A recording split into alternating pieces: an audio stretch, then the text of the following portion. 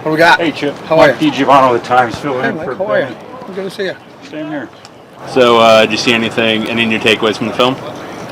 I said it after the game last night. I think how hard our guys played, how hard both teams played. And it was a classic football game. Right? Two teams going toe-to-toe. And as we always talk about, the team that usually loses a turnover battle in this league isn't going to win the game. And we lost the turnover battle. We created one, but we turned it over too many times. And that ultimately ends up we lose in a close one. So credit to them. They did a nice job.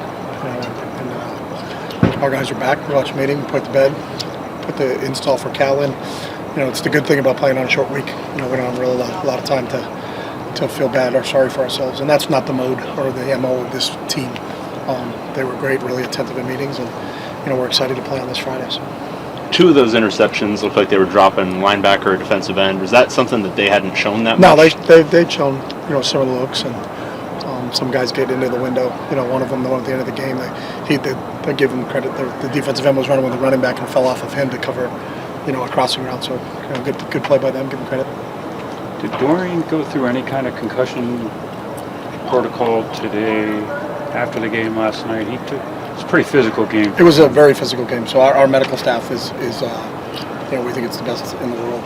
And they do an unbelievable job. But I don't get into the specifics of what they did, what they don't do. I don't know how I would weigh in on what I think they should be doing. So they take care of them. They just tell us whether a player is in or out. We don't get into the specifics. If they say a player's out, I don't need an explanation on, hey, what's your reasoning for that? That's not how we've ever done it. So they handle everything. So I couldn't tell you exactly the specifics of what go on every time Dorian comes over the sideline. He looked like he had something with his hand before that follow through in the third quarter where he hit the lineman's helmet. That looked like a really kind of affected now again, him, so. I think Dorian's one of his greatest qualities, and I say it all the time, is his toughness. He's as tough as a quarterback as I've ever been around. And that's the type of kid he is. But he'll be out here tonight, Rex, and that's just the type of player he is, and he's going to play the game and give it everything he has, and that's what he did last night. Availability rundown on some of the other guys, Gary Smith and Jake Uia. We'll see what they can do in practice training today. And then Neo, I think, went down for a little bit. Same thing. I think Neo, same thing. He'll run around a little bit and see where he is.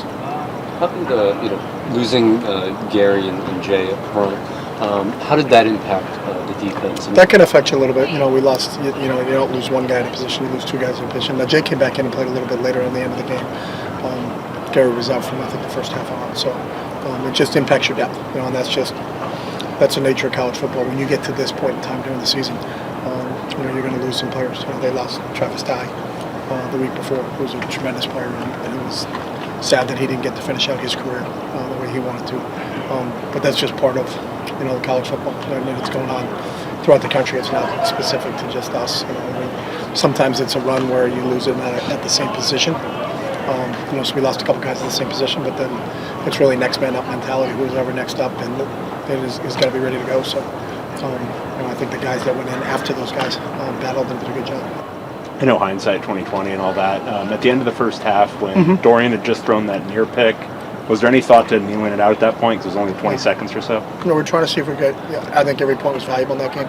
You're trying to see if you get into field goal range, and we're never worried that Dorian's going to throw another pick. That's very uncharacteristic from him. I think he's thrown 2 interceptions all season long. So, that's never been our mindset. And, not with him at quarterback. I don't think you have to protect him. So, it was a good play by them, and unfortunately, it didn't come out the way we wanted it to. But I don't look at it. You can look at it and just say, well, we shouldn't have done that because we threw a pick, right? Anybody can say that after the fact. But in terms of putting restrictions on him, never. As far as defensively, has there been any, consistent themes with some of these games against high-powered offenses where things just keep coming up, or has it been different? No, I think every game is expressly different. I think last night you faced as good a quarterback as I've seen. At the college level, I thought he played outstanding. He's very accurate. He's extremely difficult to tackle. Our guys had him in the sights a ton.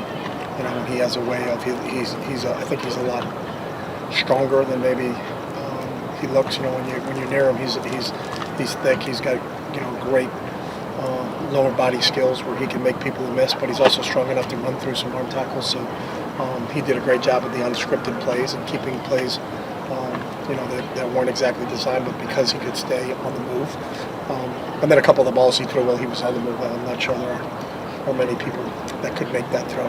He threw one towards our bench across his body, which I don't know if a lot of people that could make that throw, and he made that throw, and it was a big play for him. So there was a couple of those scramble plays where he made some unbelievable plays. So I think at times you got to give him credit. He's really, really, really good. What's the emotional state of the team coming after that one? They're great. I mean, that's the one thing about this team. There's a maturity to them. They know exactly what needs to be done